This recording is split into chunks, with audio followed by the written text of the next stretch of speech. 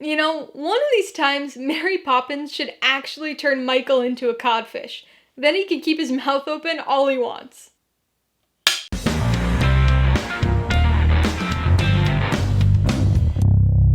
Hey everybody, welcome to Mainely Movies. Today I'm going to be talking about Disney's 2018 musical fantasy sequel, Mary Poppins Returns. If you're new here, please consider subscribing for a variety of movie-related content like reviews, ranked lists, and trailer reactions.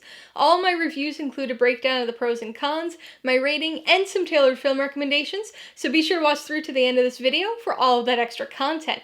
Mary Poppins Returns stars Emily Blunt, Lin-Manuel Miranda, and Ben Whishaw, and was directed by Rob Marshall. It continues the story of the original 1964 film and features Mary Poppins returning to help the Banks family again, only this time around Michael and Jane are now the grown-ups. So even though Mary Poppins was never one of my favorite movies growing up, the idea of Mary Poppins was always very dear to me. Until a few years ago, she mostly consisted of a kind of general good feeling in my mind, with a few snippets of memory thrown in. Rewatching the original film, I was struck by how grounded the core story was, despite the fanciful and magical exterior. I only used to remember Mary Poppins' time with Michael and Jane, but she wasn't there just to help the kids. She was really there to help the family as a whole reconnect. Even though she had accomplished her task by the end of the original film, it was clear that her work was never really done, and even though the kids might eventually forget her, she would always remember them. And so, as with just about every sequel these days, I was a bit incredulous when I heard the announcement for Mary Poppins Returns. A 54-year gap? Remember when we thought the wait between Toy Story 2 and 3 was too long? Mary Poppins Returns is a hard film to describe, though. It's the same as the original movie, yet entirely different at the same time, really blurring that line between sequel and remake. It's a sequel in the sense that it's a reasonable continuation of the same story and the same characters, and lots of direct references to story beats from that first film. At times, however, it crosses into remake territory with the general progression of the plot. But I think Mary Poppins Returns firmly sits on that blurred line. Not quite just a sequel, not quite a remake, but entirely an homage to the original movie. Everything about this movie harks back to the original, without ever feeling like a cheap referential callback. The story parallels that of the first, but reversed, yet not quite.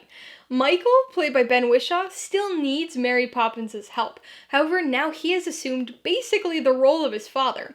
Only not exactly. He's lost his way, but isn't neglectful. Only broken. Loss and grief have an aging factor on all of the characters here. Not physically, but emotionally.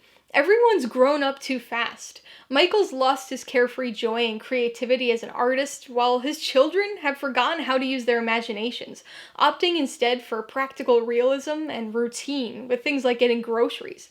As is repeated more than once in the film, the adults always forget. Except Ellen the housekeeper, apparently.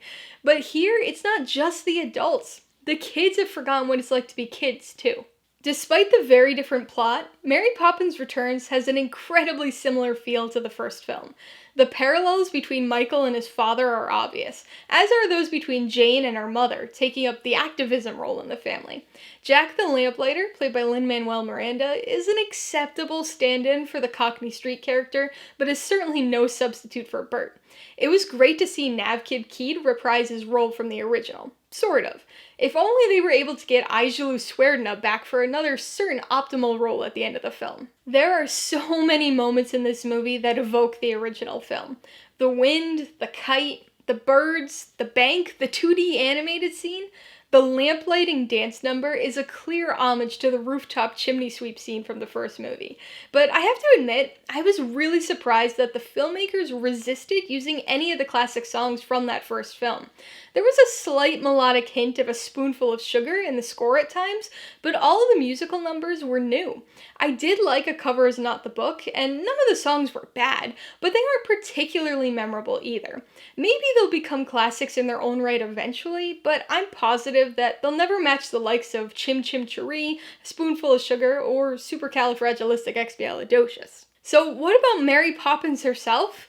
Emily Blunt was absolutely fantastic. I was surprised to read that she had actually avoided watching the original film too close to shooting, because I thought she had the character down pat. I myself had rewatched the original immediately before going to see this in the theater, and was amazed by how precise she was, without ever feeling like an imitation of Julie Andrews. The facial expressions, the mannerisms, the one-liners, the ambiguity, the sarcastic wit and charm, it was all there, and all very much Mary Poppins. One could even say she was practically perfect in every way. I don't think anyone ever thought Mary Poppins Returns could surpass the original film. It's a classic for a reason, after all. But I'm not sure anyone expected the sequel to evoke the same magical feelings, either. 2018 was a very different time than 1964. In the era of superhero movies and 3D animation, a 2+ hour live-action period musical can't quite capture the attention of kids the way it did 54 years ago, right? That's what I would have thought too, but kids loved this at the showing I went to. There was a little girl, probably around 2 years old, who was so overcome by the movie that she ran out into the center aisle in the theater and started dancing during the Triple O Light Fantastic scene. And after a minute or so, she ran back to her seat and grabbed her mom's hand and pulled her out into the aisle too, where she kneeled down and just kind of hugged and danced with her daughter for the rest of the song. Usually that kind of thing, that kind of disruption in the theater, would have really annoyed me, but somehow it just added to the magic of Mary Poppins. Alright, let's talk about the pros and cons. Pro number 1 is definitely Emily Blunt as Mary Poppins. She had the role down perfectly. I never felt like I was watching somebody who was trying to impersonate Julie Andrews, but at the same time, I never felt like I was watching anybody other than the classic Mary Poppins either. I think both iterations of the character were great, and I was just surprised to be able to say that about this version. The second pro is the feel of the movie. Even though it never quite reaches the same emotional highs as the first film, I thought the sequel had a really similar feel, and I liked the feel of the first one. And I guess that's kinda hard to explain, because it's a combination of the look and tone of the movie, and the more personal feelings that it evokes in me, but it just felt very cozy and familiar without feeling overly nostalgic. On the con side, parts of the story just really didn't do it for me. I really liked how it paralleled a lot of the first movie, but where it deviated from that parallel was where it struggled some. Aspects of this one just felt a bit more heavy-handed, with the emotional moments feeling kind of shoehorned in rather than organic. Plus, there were a few moments that felt really unnecessary to the story, like Meryl Streep's Uncle Albert's substitute, as well as a very obvious sequence in the climax. Now, these other two cons aren't huge issues for me, but second on the list has got to be Jack. I don't really have a problem with Lin-Manuel's performance or anything, it's just something about the character. He's okay, but not really memorable to me. He's clearly meant to be a direct replacement for Dick Van Dyke's Bert, but he just doesn't pull off the streetwise character in the same way. There was something really likable about Bert in the first one, and he was always one of my favorite parts of that first movie. I always thought the interplay between Mary and Bert was interesting, and I always wanted to know more about their backstory and how they knew each other. With Jack, I couldn't care less how he knows Mary. The third issue is the music. Just like with the last con, this one isn't a major problem for me. I thought the music was fine, but with the inevitable comparisons to the original film, these songs just don't hold up. They're not memorable at all to me. Right now, if you asked me to hum the tune of any song from this movie, I wouldn't even be able to come close. Whereas just sitting here talking about music in a Mary Poppins movie, I'm having little snippets of like every song from the first one playing in my head right now. Before I give you my rating and recommendations, I want to remind you that if you're interested in buying Mary Poppins Returns or any of the films I mentioned today, I do have affiliate links for all of them in the description below. I get a small commission from anything you buy using one of my links, so I'd really appreciate it if you'd use them if you're in the market for any of these movies. I'm gonna give Mary Poppins Returns 3.5 out of 5 paws. This really surprised me, both the movie and my own rating of it. That's the same rating that I gave the original film. Now, that doesn't mean I think they're equal. I still definitely prefer the first movie, but this one's up there. This was well done, and Emily Blunt really makes this one for me. I would recommend Mary Poppins Returns too. Unsurprisingly, fans of the original film.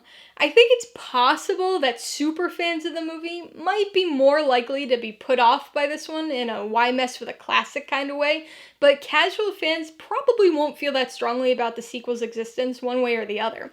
Also, if you like the typical happy Disney family films, this should be right up your alley. If you liked Mary Poppins Returns, I think it goes without saying that the original 1964 Mary Poppins should be first on your list if you haven't already seen it.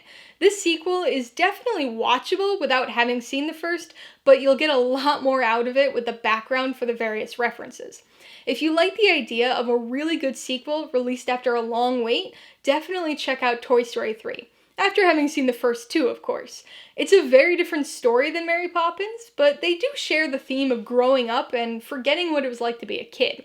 And also along the same theme, but finally leaving the Disney realm, I would recommend Uptown Girls, which features characters who have to face their own personal situations by recognizing something that they're lacking internally and finding that thing in each other. Alright, a couple questions for you guys. Number 1, have you seen Mary Poppins Returns? If so, what'd you think of it? I'm especially curious to know your feelings for and connection to the original movie and how that may have influenced your opinion on this one. And number 2, what are your thoughts on the recent trend of bringing back old franchises or characters in the form of sequels, remakes, and reboots? Be sure to leave your answers in the comments below so we can get a discussion going. Alright, so if you got some enjoyment, insider information on this review, I'd appreciate it if you'd hit that like button. And if you haven't done so already, please hit subscribe while you're at it to see more videos like this. Till next time, this has been Alyssa with Mainely Movies, the way life should be.